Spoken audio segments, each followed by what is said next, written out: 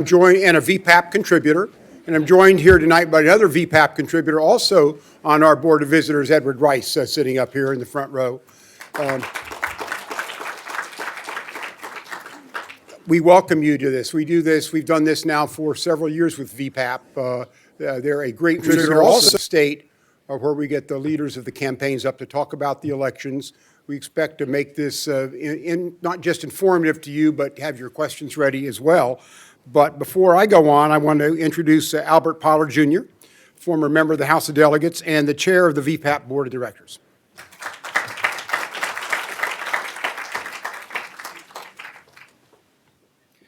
Good evening, Arlington.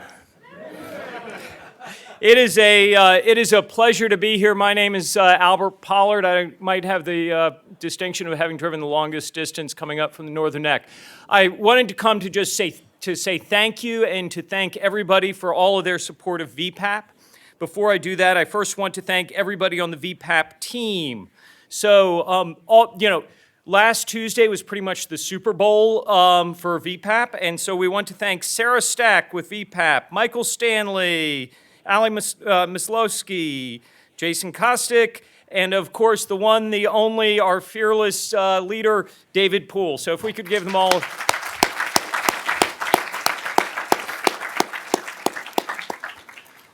Last Tuesday night, we all had our various hats on, whether they be from one partisan party or the other, but tonight we come together as Virginians for just good news and good analysis, and we appreciate everybody with their respectfulness of everybody's viewpoints. And with that, we'll hand it over. Who am I supposed to hand it to, David? To? Oh, Kevin McNulty. Oh, of course, excuse me. I didn't get the instructions.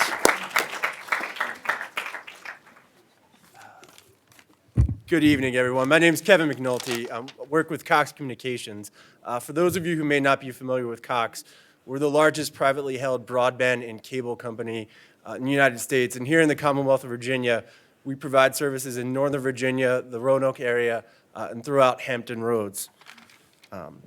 Cox began 120 years ago as a local newspaper company in Dayton, Ohio. I think you can draw a connection between the mission of VPAP and how we originally got our roots. Our mission was to inform and engage the public, and I think that's something that VPAP does an excellent role here in Virginia. We're really fortunate to have an organization that's grounded in facts and in informing the electorate. So looking forward to a lively discussion. We're proud to sponsor this. And the good thing in Virginia is that we have an election every year, so we can come back next year and support this again. So thank you, everyone.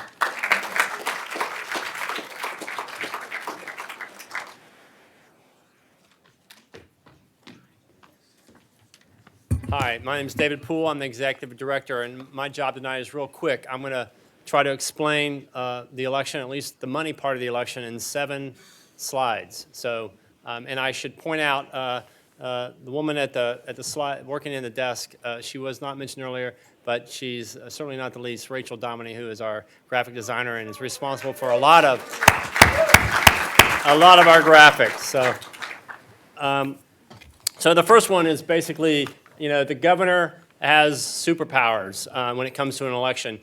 He raises the most money. He's the biggest cheerleader. And one of the big stories this year was Governor Northam. Of course, if you look at money raised before the session, he was right in line with his predecessors. But if you look at money raised in the first quarter after the session, he lost his fundraising superpower. In the end, it turned out to be kind of a non-story, because the money kind of rained down on Democrats like no one had ever seen in Virginia. This is a graphic showing where things stood in terms of fundraising in September, in the last 4 cycles. And you can see the Democrats just shot way beyond what the Republicans could raise. Now, where did this money come from? Some of it came from, a surprising amount of it came from small donors. Democrats have kind of, in the era of Trump, have mastered the small dollar donations. A lot of these donations were from blue states where people looked around and decided everybody they could vote for was already a Democrat. Where could they make a difference? And they sent money to Virginia. It was over a $1.3 million advantage just through June that the small donors gave the Democrats. Also, a lot of the money came, as we mentioned, with small donors out of state. These are 4 colors. The red are Virginia donors. The blue are business donors. The green are political donors, and the orange, which has always been kind of at the bottom of the pile in terms of importance for Democrats, has been out-of-state money. That jumped way up and changed in this cycle. Nearly $1 in $4 came from out-of-state groups, pouring money into Virginia, making Virginia kind of a proxy battle in a larger ideological war. And then who were these donors? Who were these out-of-state donors? So we did a graphic. We looked at the biggest donors from each party. And among the Democrats, you had actually, we talked about out-of-state money, but you had a lot of in-state money too. These were individuals. You had Michael Bills and Sonia Smith from Charlottesville, and the folks that were behind Win Virginia in Northern Virginia. They donated hundreds of thousands of dollars of their own money to make a difference in Virginia. And they were a big factor. Also, there were environmental groups. There were pro-choice groups, gun groups, and a George Soros PAC. The final top 10 was a committee that's usually higher in the list, and that was Dominion Energy, which, interestingly enough, gave about the same amount of money directly to Virginia Republican candidates this cycle as they did Democrats. The difference was they were the number 2 donor to Republicans, but it was a $50,000 donation they made to Senator Rozell in the last week that put them in the top 10. They hadn't been in the top 10 until last week. So let's look at what happened in this election. We have a graph here showing kind of how the districts lined up according to this kind of statewide average in the last 2 statewide races. And you can see, I don't know if you can see this, but basically the 2 races that flipped were on the Democratic side of that. And it didn't go any further. There was a lot of people who thought maybe the Senate Democrats would pick up more seats, but it stopped right there at the races that had in the last few cycles been more Democratic. The House was a different story. And the House, you had some districts that way down the bottom here, Chris Jones, David Yancey, and Chris Stolley.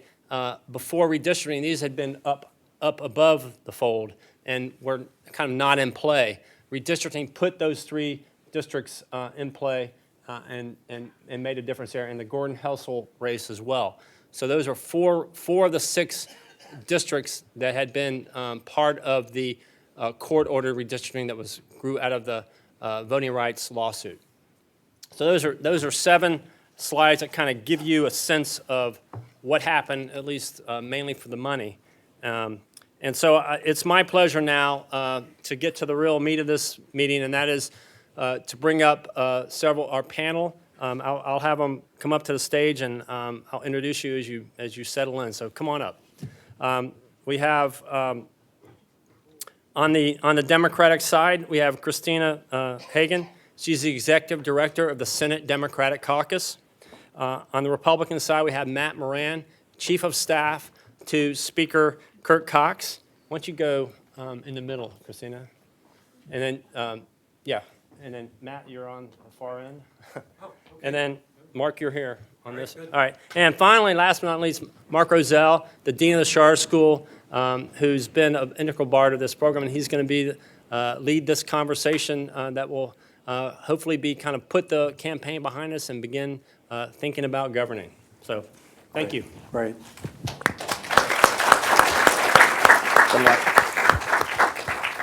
Well, thank you, David, and thank you to the Virginia Public Access Project. We have now for several years been doing this After Virginia Votes program to debrief members of the community about the meaning of the election, and it's just been a really wonderful collaboration for the Schar School and George Mason University, and I just think VPAP is a real treasure. I don't know if this is something that exists at this level and quality in any other state in the United States. So, David, thank you for everything you do.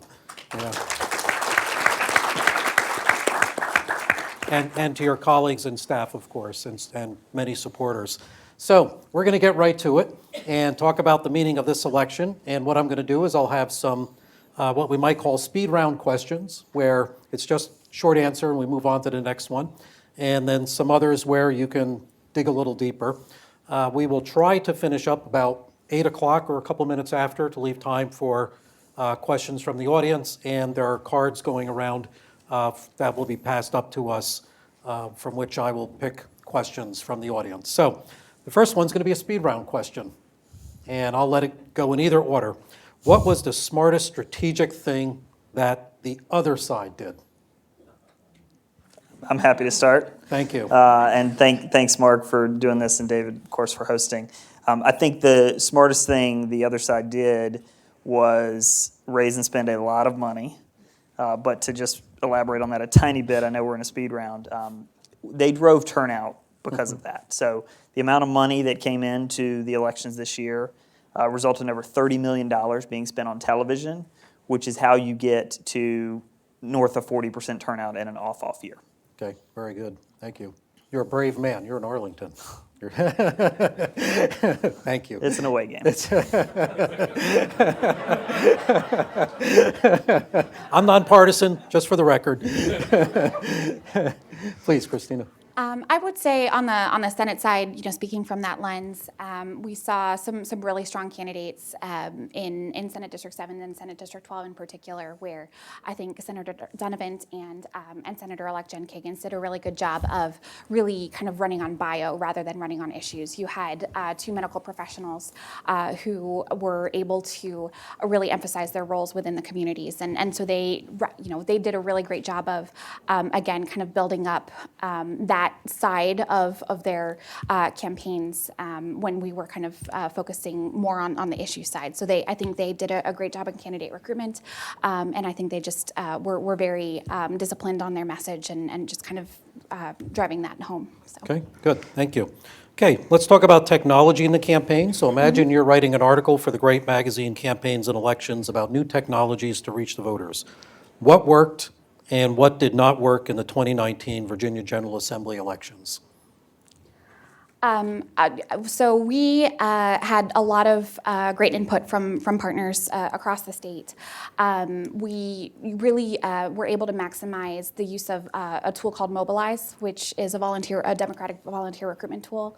And we were able to deploy that in a really efficient way, not just for our in-state volunteers, but it also gave a consolidated place for out-of-state volunteers to kind of find volunteer opportunities to come down to Virginia and get involved in Virginia. So I think on our side, that was a really effective use of technology.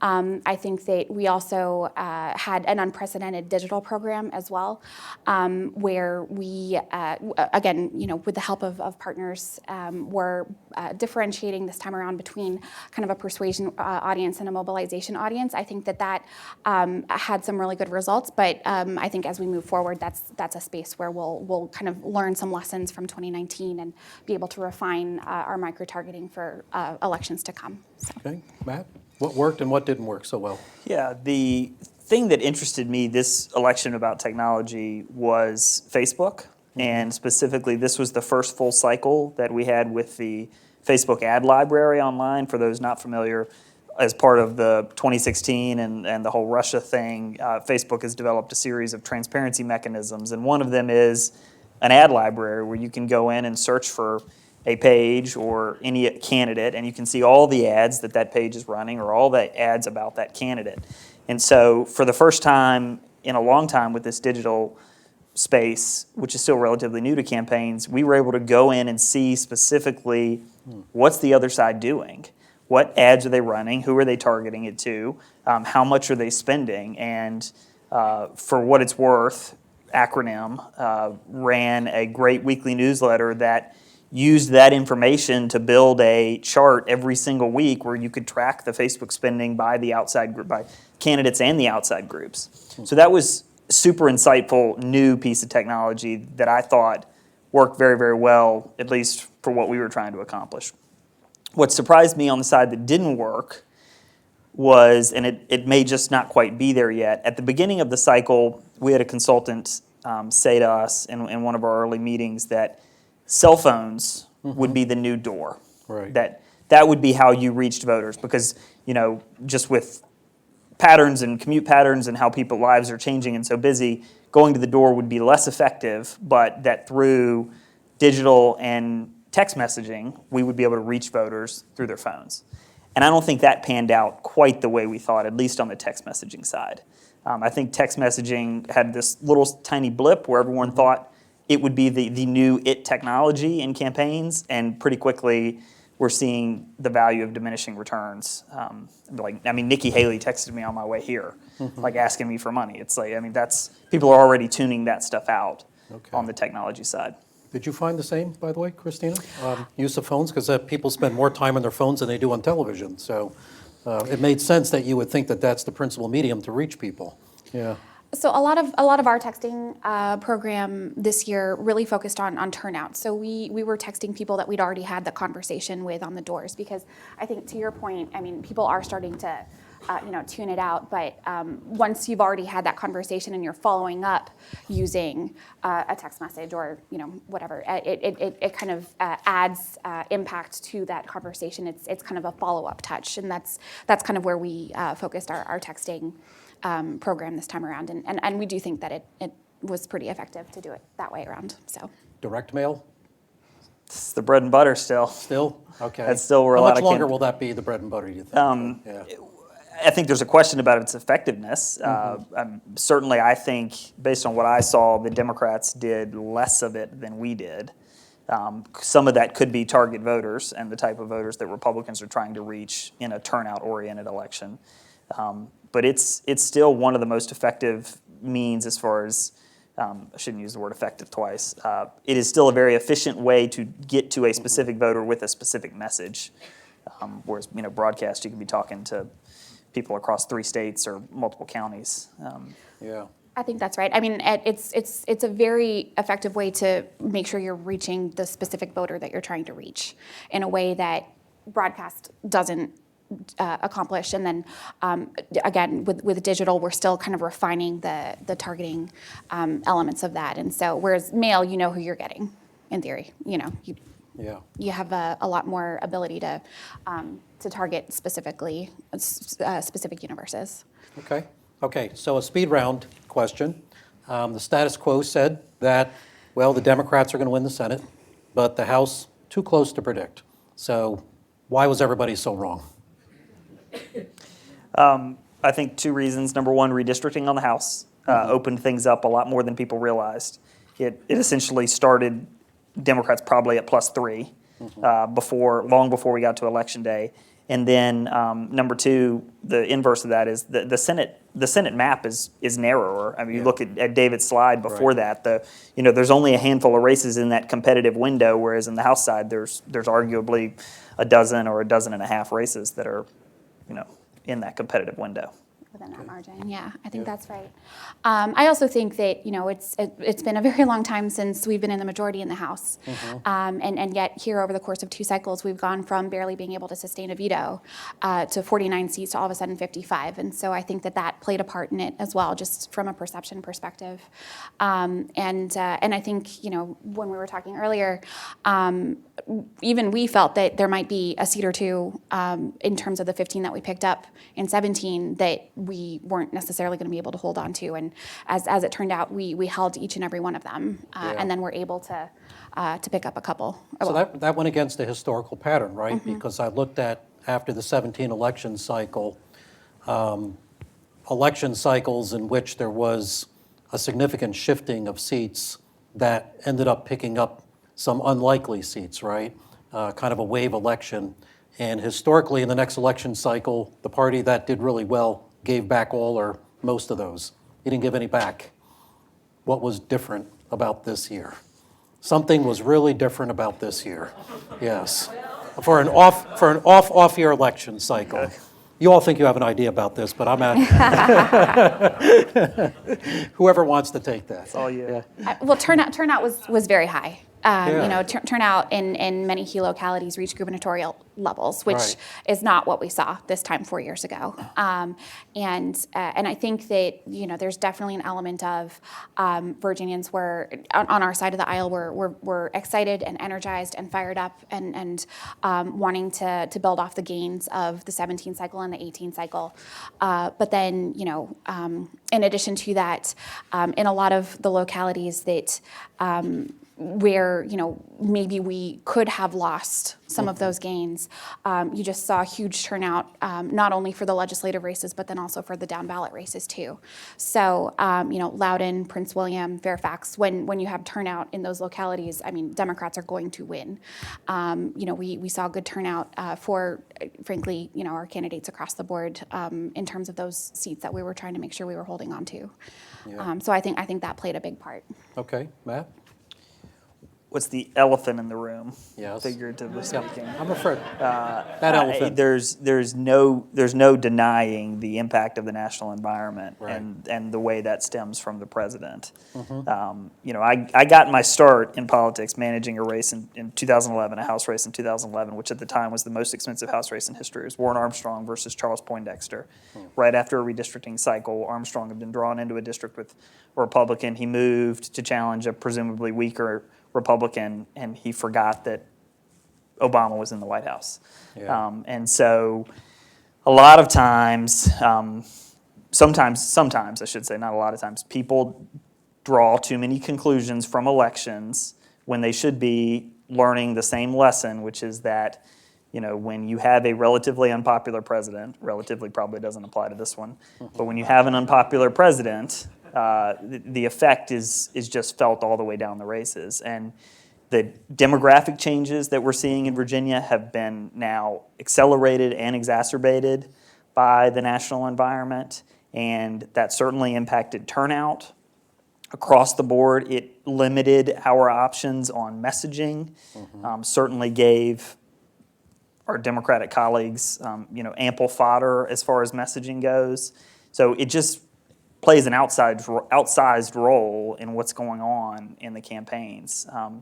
Back in July, we said to ourselves, if we can just isolate these races, if we could just make 2 or 3 of these races about our candidate versus their candidate, or our issue versus their issue, we could be successful. And then now looking back at the outcome, at least on the House side, we were not able to do that. On the Senate side, with both Senator Donovan and Senator-elect Kiggins, they were able to do that, and I think Kristina got it right. If you look at their bios, it's no coincidence that the 2 that held on were female healthcare providers who were able to mitigate some of the most devastating attacks on healthcare that stem sort of from the president. So I think there's just no denying the outsized role the president played in this election. So one of the things that David Poole said in his presentation that I found striking was that this election in some ways was, the Virginia elections were a proxy for a larger national ideological battle. Traditionally in political science, we've always taught that the media, for example, try to nationalize local elections, and that most of these races at the local level are really about local personalities and local candidates. But that doesn't seem to be the case right now. Would you agree that the overriding national political environment had a much bigger or outsized impact on the local races this year than we've really ever seen? I mean, I would argue that the reverse happened when we had Barack Obama in the White House. Right. In terms of the losses that our side suffered at the time. So it's just kind of the reverse of that. I mean, I think it is fair to say that a lot of national issues trickled into these races in a pretty significant way, and certainly we had a lot of frankly grassroots support again that was driven by the activism that we've seen on the Democratic side through 17, through where we, picked up the 15 seats and swept the statewide, and then 18 where we flipped 3 congressional districts. And I think, a lot of our base was, wanting to see that through to this year as well. And I mean, it is driven by the national level. But at the end of the day, it's also, I think, indicative of just kind of the demographic shifts too, of the way that a lot of the suburbs are moving further and further to the left. Okay. So let me, since I think you really approached that question already, what do the Republicans do going forward? When you're talking about the demographic changes, which are a real challenge for the party, and then you have this broader national context overlaying everything, right, that you really can't control. How does the party move forward into a better future? Yeah. It's a great question, and I'm glad I got it, because I'll just maybe take a moment to be as defensive as I'm going to be all night about what happened here. Sure. I think some of the reaction from both the media and just analysts in general has been a little bit of an overreaction, or at least trying to paint Republicans with too broad of a brush. And I'll make this point. You look at Jen Kiggins and Siobhan Donovan and Glenn Sturdivant. And then on the House side, if you look at the candidates that we recruited, Mary Margaret Castleberg in the Henrico seat, someone who ran tacked to the middle on guns. Shannon Kane down at the beach, someone who tacked to the middle on flooding and climate change issues. Roxanne Robinson, who has been known as the Republican champion on anti-discrimination issues. Tim Hugo and Randy Minshew in Northern Virginia, they came around on some gun-related issues. So I think the answer for Republicans is something that we've already started to do, which is you have to recruit candidates that can build a winning coalition. You have to recruit candidates that reflect the communities they're attempting to serve in. And we had 9 women, 8 of which had postgraduate degrees. So you talk about reaching college-educated suburban women. What do? Well, you go out and you recruit college-educated suburban women to run. We had 2 African Americans, certainly another area where Republicans need to make progress. So I think the model is starting to be there. I think we started to make progress on that.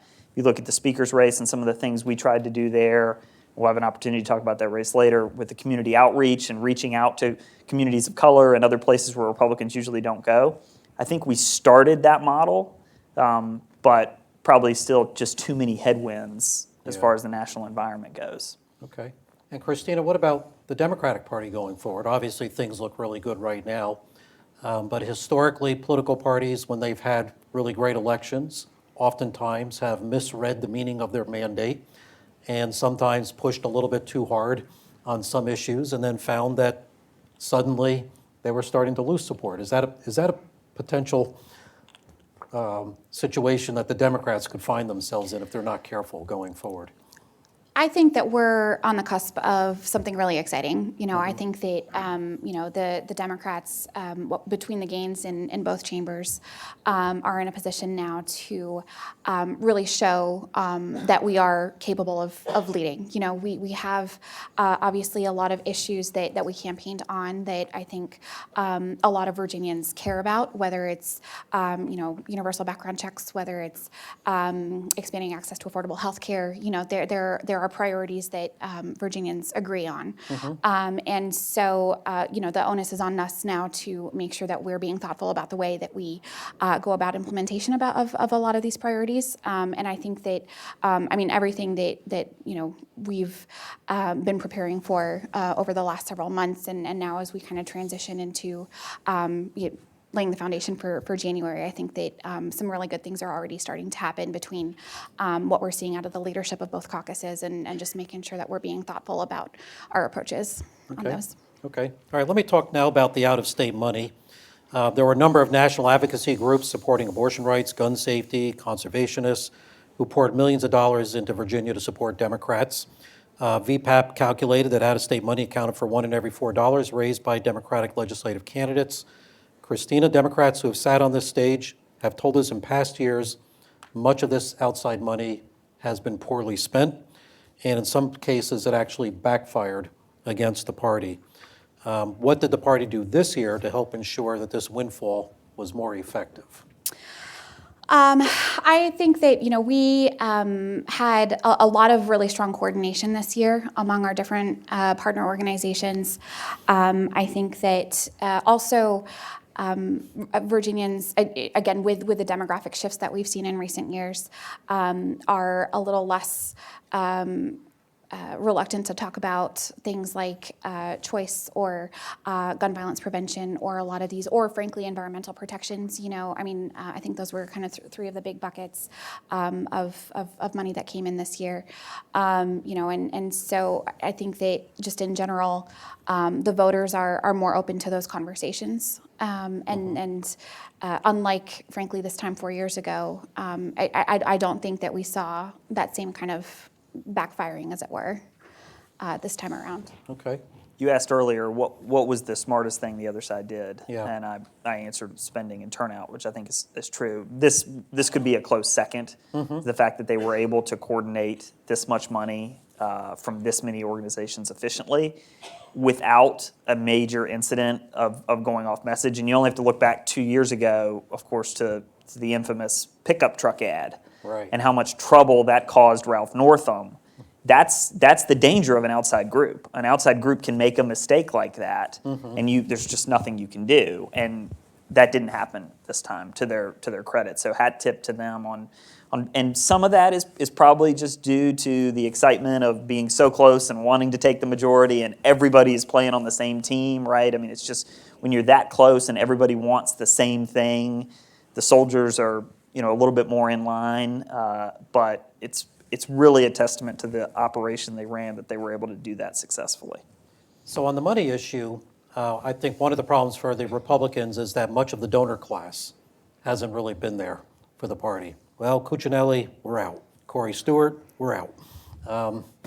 What do you do to get your donors back? Yeah, it's a great point. And if you look at the donors who give on the individual level, well, first, if you look at the business donors, even though they do give to Republicans, it's only slight to the net gain, and that's understandable. They've got to play both sides. I totally get that. But on the individual level, there was I think a massive discrepancy that withstands up to VPAP scrutiny, and there just weren't very many Republicans giving in $20,000 chunks to 10 candidates once a quarter, Right. and they had a couple on their side to do that. We've got to probably that doesn't happen until there's a change at the national. I think the donor class is probably, as far as on the Republican side, some of the most disaffected with the president and where the party's at right now. Right. And my encouragement to them would be to look to the states as a place where they could make investments in state legislatures, and the Republican State Leadership Committee was by far our biggest ally in both the amount of money and how they worked with us, and that's where Republican donors should look to make an investment if they cannot find it in them to engage at the national level. So much can be done at the states, and that's where people should make their investments. Okay. All right. Now here's a speed round question. I'd like each of you to tell us one thing on Tuesday's results that caught you by surprise. A particular race, anything that really stands out. I was not expecting this to happen at all. I mean, turnout was just through the roof. Yeah.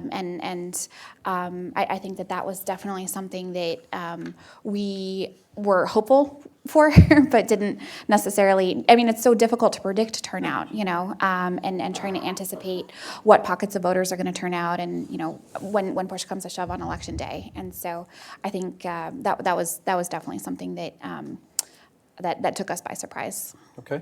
Matt? The State Board of Elections website crashing for over an hour. VPAP? Yeah. Right, you got the VPAP as a backup. That was definitely not helpful. I think the biggest surprise on the Republican side was that on the House side we were not able to pick up at least one seat. I think we thought there were two or three that we had one race that we never trailed in the polling. We flat since late last year, never trailed in the polling, and didn't win it. So I think that was our biggest surprise, not being able to pick up a seat. Okay. Let me turn to the guns issue. May 31st, a disgruntled employee walked into a Virginia Beach government building, fatally shot 12 persons and wounded 4 others. 5 weeks later, Governor Northam called the General Assembly into special session to address gun violence. It lasted all of 90 minutes. Matt, was there much debate within the Republican House Caucus over the decision to adjourn without taking up any legislation Was this a tactical error on their part? Yeah, certainly probably the most asked question that I've heard since Election Day. There was not a whole lot of debate at the time. I think there was a broad agreement at the time that that was the right strategic play. And sitting here a week after Election Day, I don't second guess that decision. And I frame it like this. If the legislature had actually taken up some legislation and passed some legislation and sent it to the governor's desk, would it have changed the outcome of last night? Are there voters that would have then held their nose about the president and Republicans writ large and everything else and said, you know what, that guy, he took a stand, I'm going to go vote for him? And I don't think the answer is yes. I don't think that would have changed anything. It's certainly a major issue in the campaign. And maybe this is where we can all be a little bit cynical about politics. Republicans expanded Medicaid. Democrats this year spent millions of dollars attacking our candidates for not expanding Medicaid sooner. So if we had done something on the gun issue, I'm not sure Kristina pulls her punches on that on those mail pieces, right? I mean, she probably still finds another way to let them go. That's my opinion. So it's certainly been the most asked question since Election Day. Okay. Kristina, the mass shooting happened in the district of Senator Bill DeSteffe, whose opponent attacked him for being unwilling to listen to victims and for being a gun dealer himself. He won re-election. Were guns really the issue you thought it would be in Virginia Beach? That's a good question. We felt in that race in particular. So our candidate, phenomenal candidate, Missy Cotter-Smossel, a lot of her background prior to running for office had to do with school safety, and so it was just, frankly, it was something that was very important to her as an issue. It was something that had been a priority for her before she ran, and so as she was getting her campaign set up, and then this tragedy happened, she it just felt like something that she needed to speak to, especially with Senator DeSteffe kind of still standing with the NRA in the aftermath, and so and I mean, quite frankly, it was a strong contrast too in terms of the positions of the two candidates. Now as it turns out, I think that I don't think we lost that race on guns by any stretch. I think that the partisanship in that particular district just wasn't where we would have needed it to be, and so I don't think that was a race where necessarily the gun issue was what made it or make or break for us, and so as far as their in that specific situation, it just kind of ended up. Again, the district was not where we needed it to be. Whereas, if you look to the Richmond suburbs, where both Senator Sturtevant and Senator Dunavant, frankly, very much moderated their positions on guns, I think that Senator Dunavant, again, was able to do it in a way that kind of came across as a little bit more. She was very sincere in her ad, talking about a federal ban on bump stocks. Whereas, quite interestingly, 4 years ago in 2015, we had a lot of money that came in from Bloomberg in the final weeks of that race when it was Dan Gecker was our nominee, and frankly that ended up hurting us. Whereas this time around, I don't think it did in that particular instance in Senate District 10. So, there was a shift there where guns went from being a bad issue for us to run on to one that even the Republicans were, on our side on Right. when push came to shove. Okay. So. Okay, good. All right. Speed round question. What would you do over? That is, what was your biggest miscalculation or mistake on your side? Either one of you. Or was it just perfect? Nothing's perfect. There's always room for improvement. I think, if we had known earlier on how much how many partners were going to play in a big way when we got to late September and into October. We probably would have rethought our strategies just a little bit, maybe started spending a little sooner in a couple of key districts. For us, the path to 21 in the Senate was always pretty clear. We always kind of saw where those 2 seats were going to come from. And then, of course, there were other seats that we were hoping would be competitive to the point that we'd be able to flip them. And again, hindsight being 2020, if we had known back in July, August, that we were going to have the resources to maybe move up some of that spending, we probably would have done that. Okay.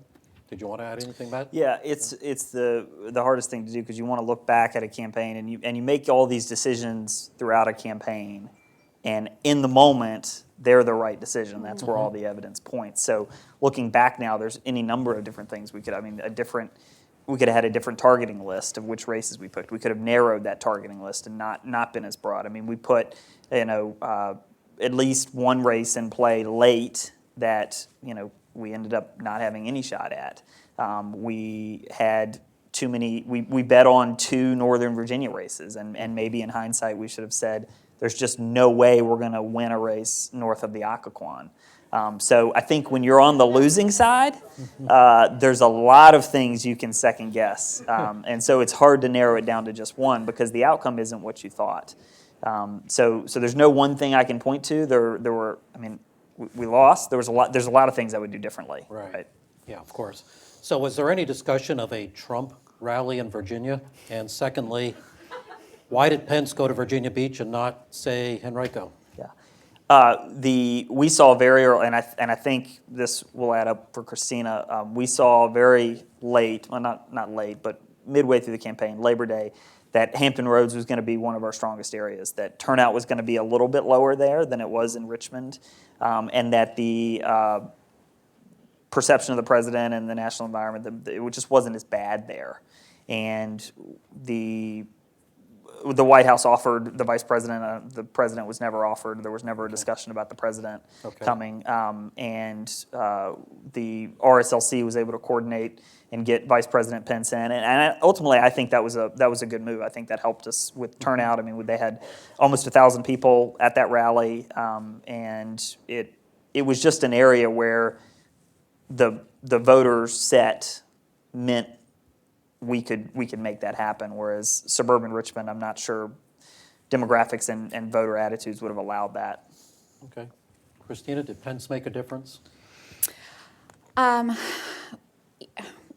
Turnout in Virginia Beach being as high as it was, and our natural inclination is to always assume that when turnout is high, it means good things for Democrats.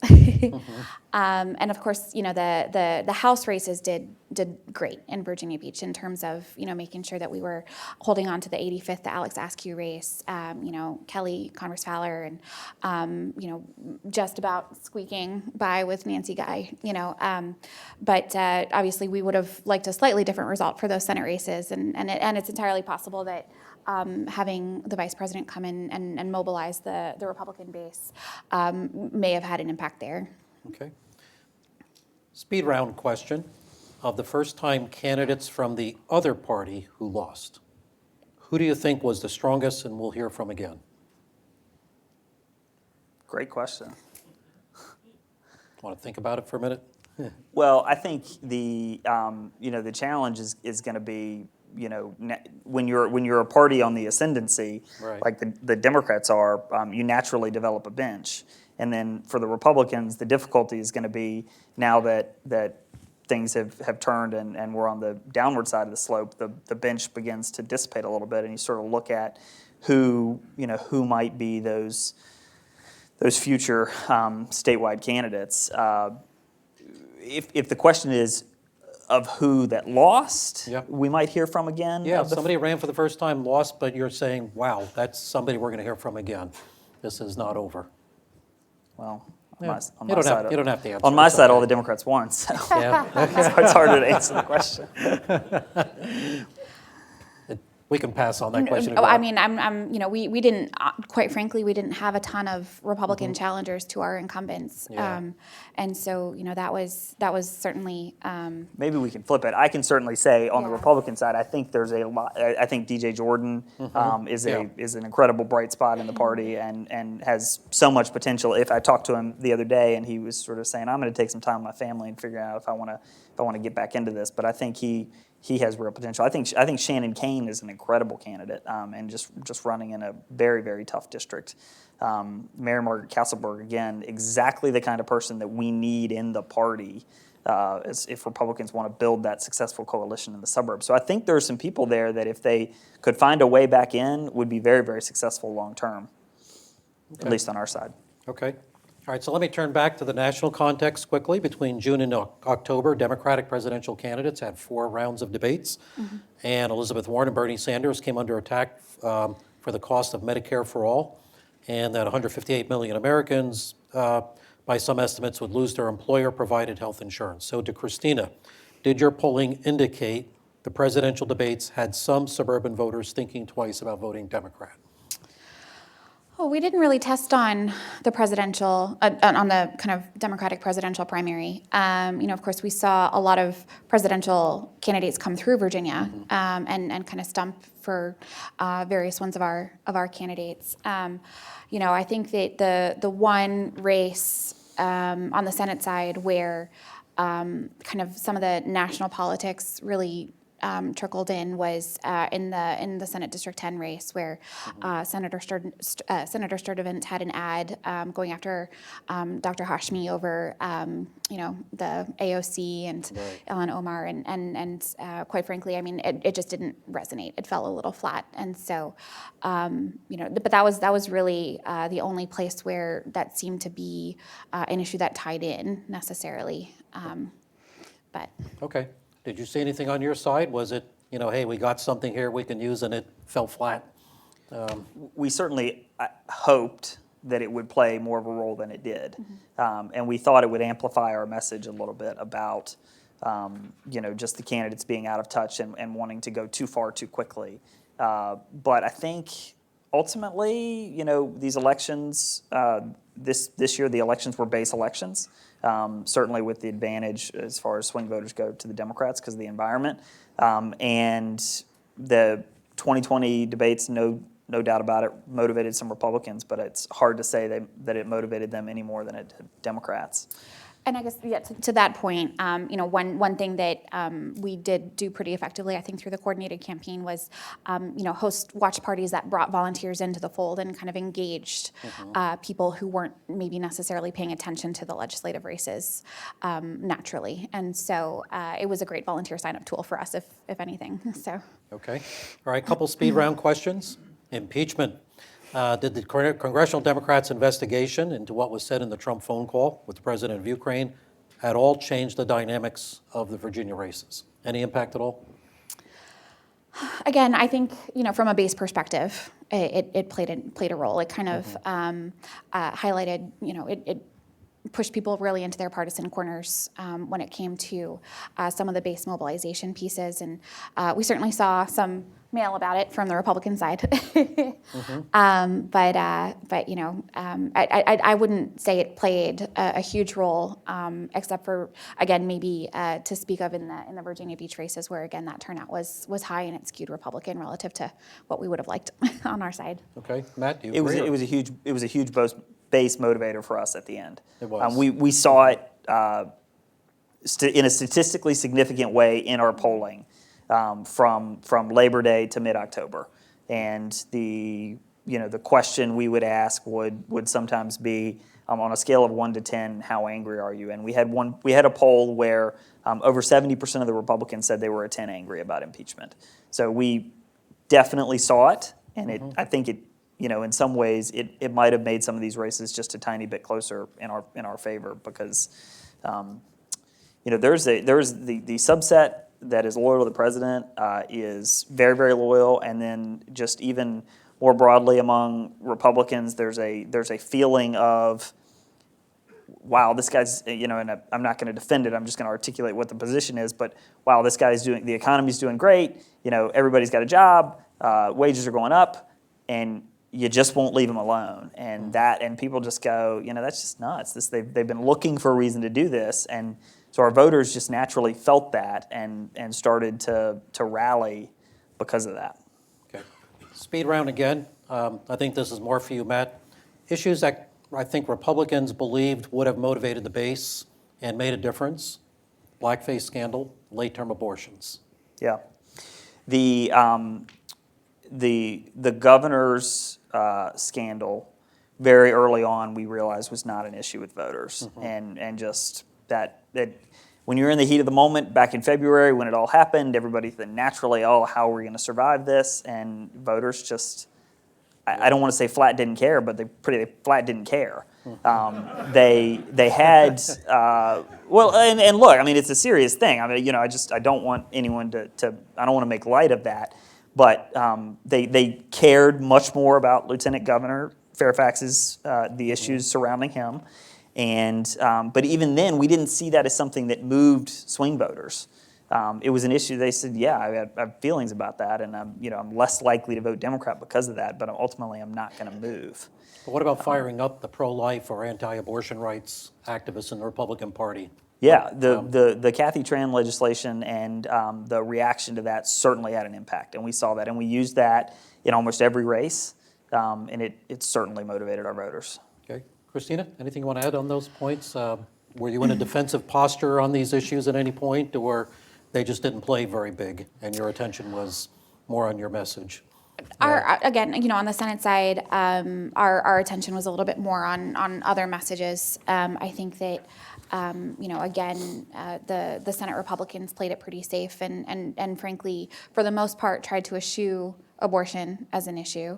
It came up in the Senate District 12 race. So Senator Donovan had an ad which kind of brought the Kathy Tran video to the forefront. But frankly, it wasn't effective necessarily as a standalone message. It was effective more based on the broader narrative that was being constructed through the course of that campaign. And so, we didn't necessarily have a whole lot of opportunity to go on the offense ourselves on the choice issue, especially when you consider that the two closest races that we didn't quite pull off again were Senator Donovan and Senator-elect Higgins, and it's hard to take on a healthcare professional on a healthcare issue. But no, I mean, it frankly, it was more as part of a broader narrative rather than as a standalone issue that we kind of saw that coming in. Can I just add one please, thing, Matt. Mark? Yeah. I think the Donovan ad is a great example of whatever you think about the video, whatever you think about the bill, of what that moment did to the issue and to the issue matrix. The fact that a Republican female candidate felt comfortable going on broadcast television with an abortion ad shows you how that bill reset the debate in some ways. Yeah. And I think it did. From this election year was a far cry from the war on women message that we've seen in Virginia in the years past. So I do think there was some resetting of that issue because of that bill. Okay, very good. Let me turn to the issue of redistricting reform. So Democrats have been kind of pushing this, right? We need redistricting reform, and now you've got the majority. Are they going to do it? I mean, usually the parties revert to type, and they see the advantage of the status quo. So, I mean, I think I think it's definitely fair to say that the maps that came down this year made a difference. I think we can all agree on that, especially when it came to the unpacking of some of those African American districts.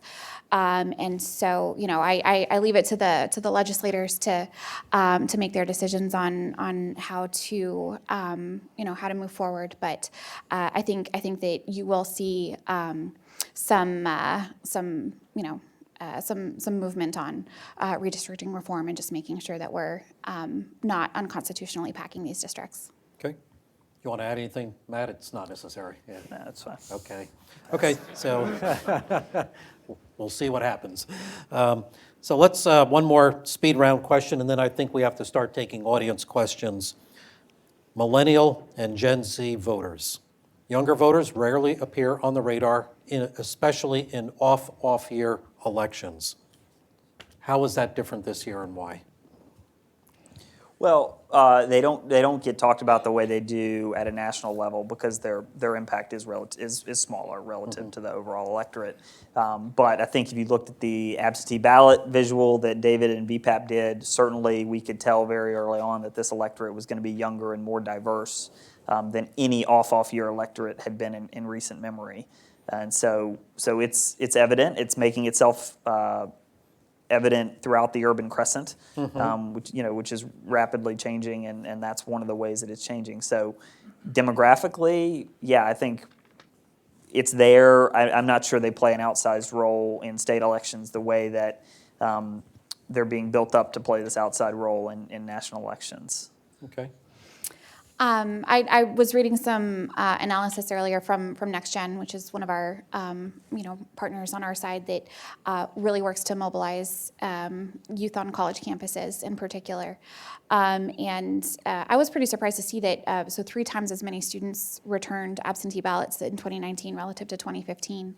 And for 11 high-density youth precincts that they were tracking, turnout was up on average 14% in each of these precincts. And so I think that speaks volumes to some of the engagement that we're seeing, quite frankly, among younger voters after a couple of years where folks maybe weren't quite as motivated. And so I think the youth are starting to re-engage, and I think that means good things for our party as we move forward too. Okay. So some questions are going to come up to me from the audience as that's happening. Let me just turn to House District 50, Lee Carter, Ian Lovejoy. Well, that was supposed to be one of the more promising retakes for the Republicans, right? So what's it take for Republicans to be a self-professed socialist? Yeah, there's a couple of different factors there. Certainly the national environment, certainly Prince William's population growth, and the demographic changes that are made up there. And it's evident on the map behind us. Delegate Carter did not run much of a campaign. We thought Ian Lovejoy ran about as good of a campaign as a challenger could run, and he was a very well-known, respectable elected official with a platform on which he could mount a challenge. It's one of the mysteries. I think it's a big question mark. If I had the answer, Ian Lovejoy would be the delegate-elect. I'll give you a friendly question now from the audience. What did Kirk Cox do to win after redistricting that others did not, besides having an abundance of money? Well, that's certainly a factor. I mean, being speaker is very nice. Yep. The model that I mentioned earlier for Republicans, I think we did a very good job on that, reaching out to different communities. He, I think, did a very good job introducing himself to his new constituents. We had a very clear message progression that started with him being one of us, him being a coach, setting up a contrast against Ms. Bynum-Coleman, that with an effective, posturing teacher versus candidate, on an issue set like teacher pay raises. Credibility is one of the under-talked about things of this election, and Kristina and I talked about it before here. If you look at some of the races in the Donovan-Rodman race, credibility became a major issue. In the DeSteph race, credibility became a major issue. I think in the Nancy Guy Cristalli race, credibility became a major issue. Credibility was a major issue in the speaker's race. But ultimately, I have to tip my cap to the speaker. Not every day do you get a 30-year retired public school teacher with the kind of community goodwill that he has. And I will say here and now that I don't think there's anyone else in the Commonwealth of Virginia that can hold that seat but Kirk Cox. Okay. So speaking of one of those races, how big of an error was it for Rodman to send out a mailer calling Donovan a quack? I think that ultimately the message of the mailer was more to draw attention to the position on Medicaid expansion and on frankly the Republican positions on things like pre-existing conditions and those types of issues. At the end of the day, I don't think that necessarily was the fatal flaw of that campaign. I think that in general, again, running against a medical professional is hard because people inherently trust their doctor. I mean, that is, we saw that, we've seen that with Governor Northam, the pediatric neurologist. We've, Senator Donovan, Senator-elect Higgins being a medical professional as well. I think that it's more that it gave her an opening to start attacking Delegate Rodman, but ultimately, if it wasn't that, it was going to be something else. So I don't necessarily think that as a standalone was what did it in for us in that race, but rather, just the sheer difficulty of running against somebody who has the inherent trust factor of being a well-respected medical professional within the community who's delivered 2,500 babies, but who's counting? So, I think she just has a great bio, and that's what made it very difficult to overcome. Okay. To be fair to Kristina here, there on both sides every year. There's a few that you wish you could take back. I know there's at least one or two that Shannon Kane wishes she could pull back. I mean, they're just mistakes are made in the course of a massive operation like this. But that issue, again, it was the credibility factor there. You have to remember, just before that mailer came out, Delegate Rodman had just gotten a pants on fire rating from PolitiFact for her attack on pre-existing conditions. So when you start putting a few things like that together and credibility becomes an issue, especially when you're running against someone who's trusted like a doctor, it just becomes a hurdle that's hard to overcome. Okay. And I think in this era, sorry, just one last thing. Yeah. In this era of authenticity, right? Why did Trump get elected? Because people thought he was real. Like people thought he was genuine, and that was a real guy, right? I mean, he was, and in this, that credibility and authenticity matters now more than ever in politics. And so when you take some hits like that, they're just hard to overcome, I think. Okay, thank you. The first question that was about Kirk Cox came from Campbell, who first voted in 2004. This question comes from Marjorie, who first voted in 1964. What was the impact of the Equal Rights Amendment on the election, and did it hurt the Republicans? We could treat these as speed round questions if you like. I mean, the ERA on our side is just a huge base motivator in and of itself. And, obviously on the Senate side, it's something that has consistently passed. And so I suspect that the larger impact will have been on some of the House races for sure. People who've been putting up barriers to its passage, and especially after we saw last year and when it died in subcommittee. I know that there are a lot of folks within the volunteer class and the donor class who definitely wanted to see a change, and ultimately all of that kind of built up in a way that kind of helped us at the end of the day with our base motivation for sure. Okay. Anything to add? We didn't see it it didn't become a flashpoint in any of the campaigns. Certainly one could argue, and there are people on the Republican side that continuing to defeat the ERA has contributed to the perception somehow that Republicans are not in a position where women can vote for them. So I think there's certainly an argument to be made that there was a factor, but it didn't become a flashpoint in any of the campaigns. Okay. Question from Carolyn, first voted in 2000. Why were the Democrats so successful in small dollar donors, and how can the Republicans catch up? Anything?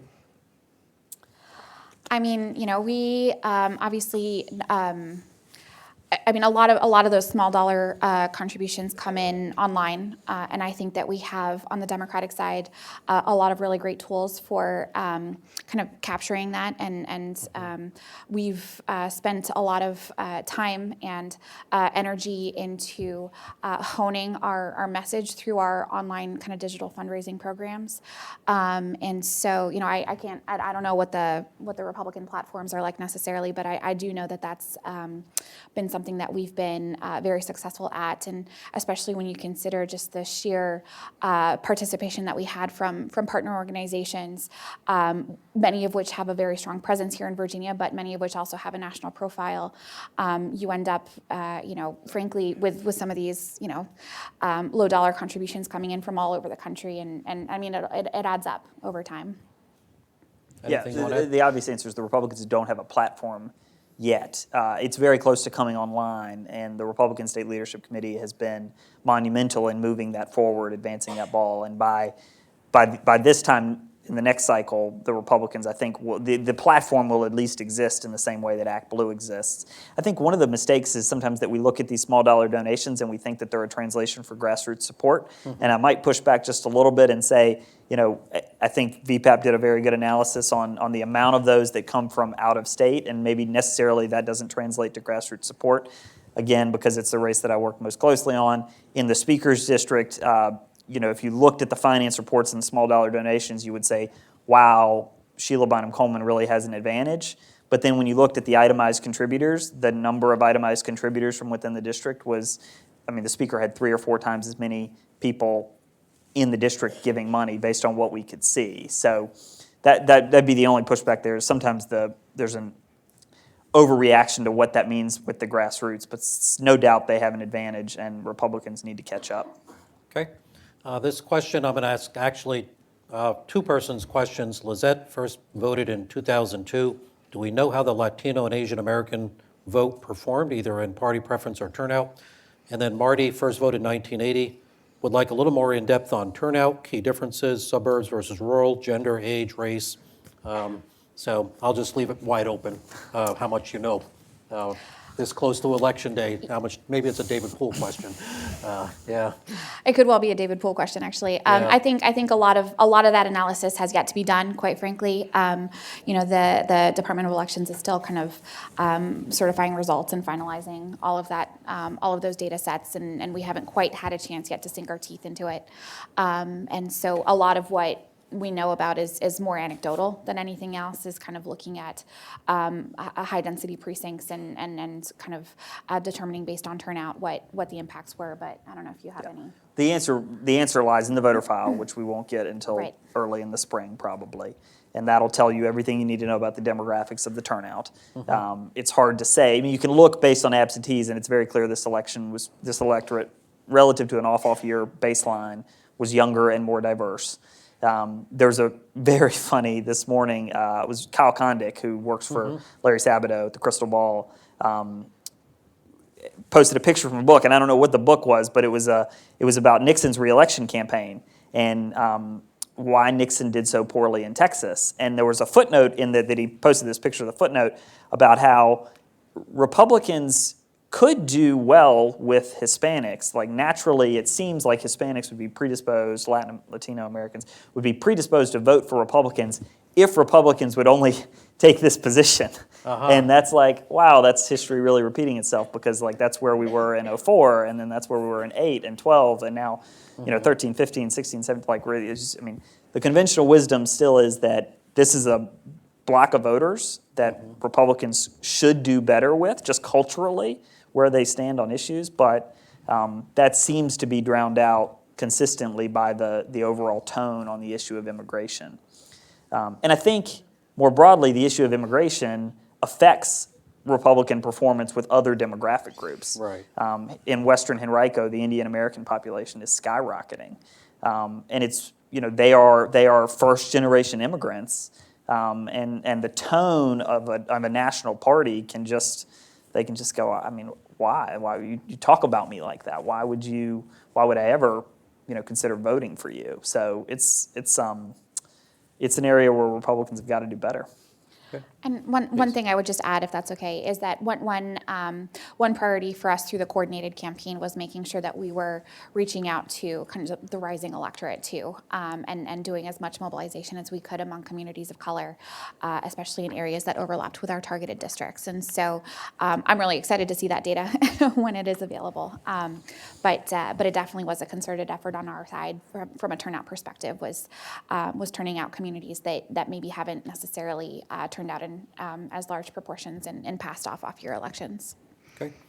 Quick question from Brandon, first voted 2016. Why were there no Republicans running in various seats in Arlington? Several seats were just walked into. It's kind of a broader question, I think, too, about no competition in some seats. Why not just, why? I understand parties want to shift their resources where they think they can make a difference, but is it good for the system to have no competition like that? Yeah, certainly not good for the system. I mean, the representative democracy, its success is based on a two-party system. For us, we very strategically sought to recruit candidates in specific races, and it's just a matter of bandwidth and time. The 2017 elections didn't end until the day before the General Assembly session started. So then when you don't start your campaign season until the March after the General, you lose some time. And then we had a variety of special sessions along the way. I mean, bandwidth contributes to candidate recruitment, and we chose to prioritize the races, recruiting candidates where we wanted to target. And I think we were very successful. I think we recruited the best slate of candidates that we've had in a decade on the Republican side. Okay. If I can please, of course. chime in on that, I think on our side we had a slightly different philosophy this year.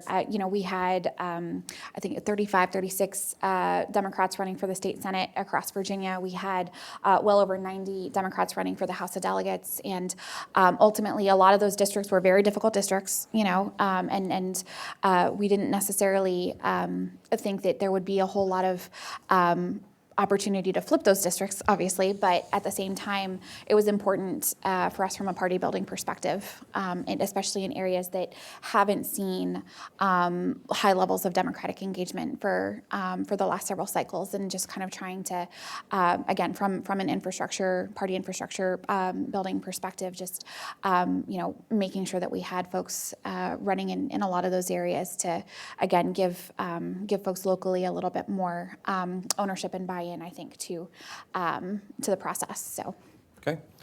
Adam, who first voted in 2016, wants to know who's going to be the next minority leader in the House of Delegates. It's a good question. That's a good question. Yeah. Find out on Sunday. You don't know that? Yeah. Okay. I do, but I'm not allowed to tell them. Oh. We'll talk later. All right. Scott first voted in 1976. What are the chances we're going to see significant legislation to address the climate crisis, particularly distributed solar, reduction of Dominion's stranglehold on energy progress and policy? Again, I leave it to the legislators to do the legislating, but I do think that you'll see some good environmental initiatives coming up in the 2020 legislative session. I think that a lot of our members, both kind of existing members in the caucus and new members coming into the Senate caucus, and I'm sure on the House side as well, and the environmental protections has been a big priority for a lot of folks in our party for a very long time. So again, I'm not the legislator. I leave it to them, but I do think you'll see some good development on a lot of those issues. Okay. Yeah, that's already started with Governor Northam's announcement of a clean energy standard. It's something that he's pursuing next session. I think the low-hanging fruit for the Democratic majority, so to speak, will be some of the social issues, anti-discrimination, the Second Amendment, things like that have really been, the ERA, things that have really been flashpoints, is they'll pretty quickly check those boxes off. And then on the more difficult end of the spectrum will be some of the business issues and business climate, where maybe the older establishment wing of the party has a little bit different philosophy than some of the newer members. And then right in the middle will be environmental issues, where they can go. That's a very important issue to the base. They'll be able to go there and land on some things that really advance the ball from their perspective on the issue set before moving on to tackle some of the other challenges that may cause a little bit more internal friction, like right to work or something like that. Okay. Interesting question. Edward first voted in 1972. Why did the Democratic Party stay so defensive in the 2019 campaigns after the big wins in the House in 2017? In other words, were they holding back somewhat? Yeah.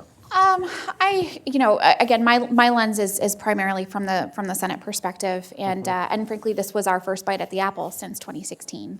I don't think we held back much at all. I mean, we knew what our path was to get to 21. That was pretty clear, and we tried to make as many additional seats as competitive as we could. We kind of used the Northam map and then the Kane map as kind of the benchmark there. So there were 5 districts that Governor Northam carried that were held by Republicans, and 7, those 5 plus another 2 that were carried by Senator Kaine in 2018.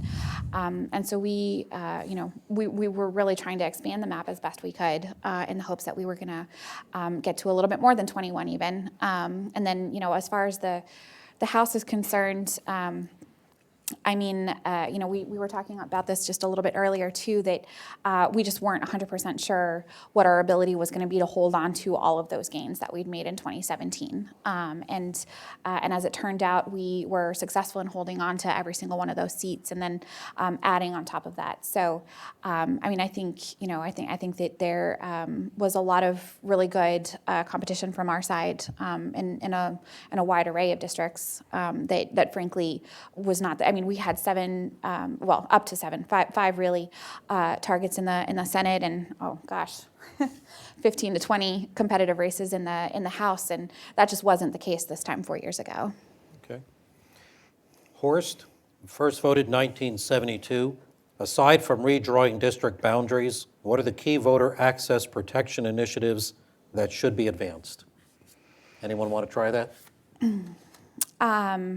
I think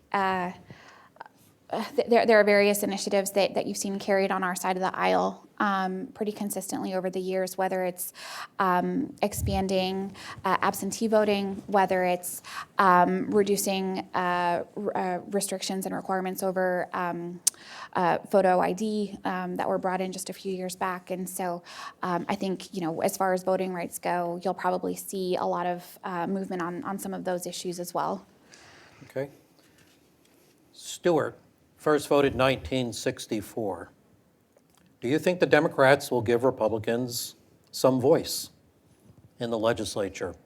Pointing to the propensity of, in parties in this day and age, right, to shut out the out party when they're in power. Is there a chance now to break that cycle? I would actually argue that the vast majority of the bills that come up before the General Assembly pass either chamber 100 to nothing, 40 to nothing. At the end of the day, we're a citizen legislature where people come to represent their communities and tackle issues that face everyday Virginians. Now, when it comes to some of the more partisan issues, there are always going to be fights between the parties, but at the end of the day, we're here to govern, and I think that from our perspective, it's important to make sure that we're engaging as many voices in that process as possible, because you can't govern effectively if you just kind of shut out the other side altogether. So, Any concern that the party's going to feel shut out? This is an issue of perception. The minority party will always feel shut out. Right. That's the definition of being in the minority. Right. And I think Republicans in the House tried very hard. They maintained proportional representation on committees over a 2-decade span. More recently, the minority got the opportunity to provide input on committee assignments, which was something that historically the Speaker just did carte blanche. So, I think there's a few areas where Republicans maintained in the House some institutional things. And on the Senate side, the Senate, Senator Sassel and Senator Norman have traded places before. And certainly those sort of the traditions of the Senate are going to continue as far as the decorum goes.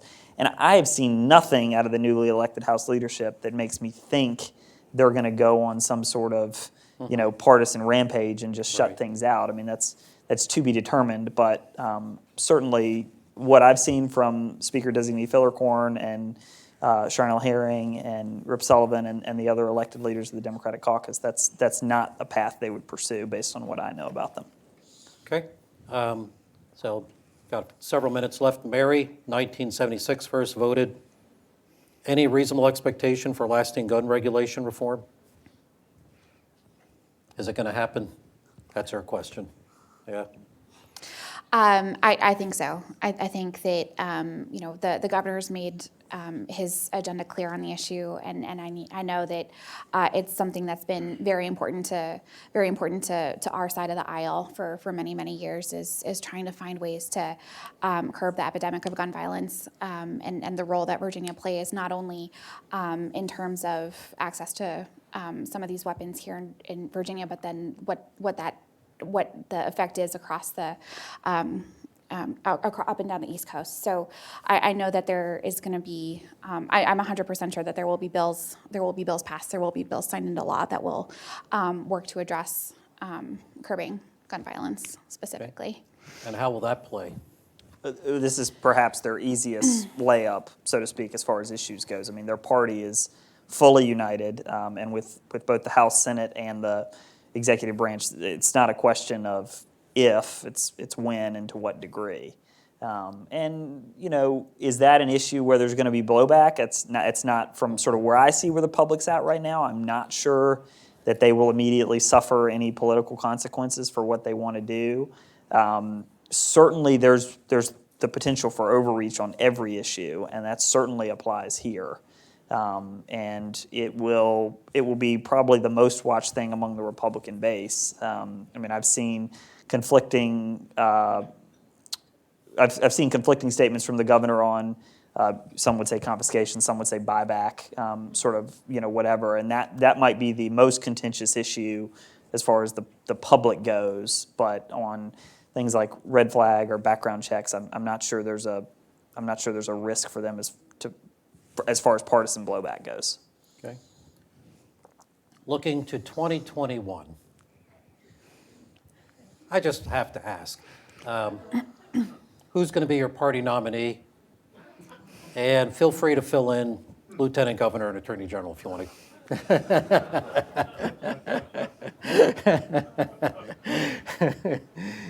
You want to take a stab at it or not? Yeah. I think Republicans we have several candidates, and that could emerge. I think Denver Riggleman is certainly talked about. Rob Whitman certainly should be talked about, though some people seem to think he's ruled that out. Senator Dunavant is certainly in a position to explore that now, having won a contested race, and with the bio that she has, I mean, we're going to take what Kristina said about her tonight and put it in the first campaign ad. So I think there's some opportunity there on the Republican side. As far as Lieutenant Governor and Attorney General goes, that's a little bit harder to handicap. Yeah. You want to take a stab I'm at sorry, it? one more. Can I add one more name? As far as Absolutely. Attorney General, I think Jason Miyares would be a great candidate for Attorney General. Okay. Cuban-American with a very interesting backstory. I mean, he's a good attorney in and of himself, and I think he's one of the bright spots in the party as far as Virginia Beach goes, and just his upward mobility is real. Okay.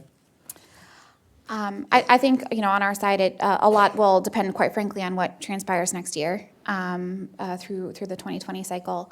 I think that you'll see, we have a growing bench of just phenomenal candidates across the state. I think that I'd be hopeful that whoever ends up on our ticket, you'll see some women on there, you'll see some people of color, and I think just a good representation of Virginia as a whole. So I think that we have a wealth of riches in terms of some of the names that are being floated right now for statewide office, and I feel confident that we'll have a solid ticket. You escaped naming time names. comes. That's okay. So, David, how are we doing? All right, he did that to me. I guess that's a signal.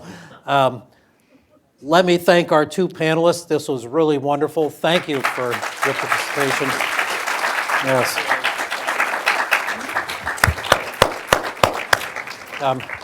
David, did you have final words to say? Thank you for coming. See you next year. Keep it coming. We'll keep doing this. All right. Great job. Thank you. Yeah. Great. Thank you.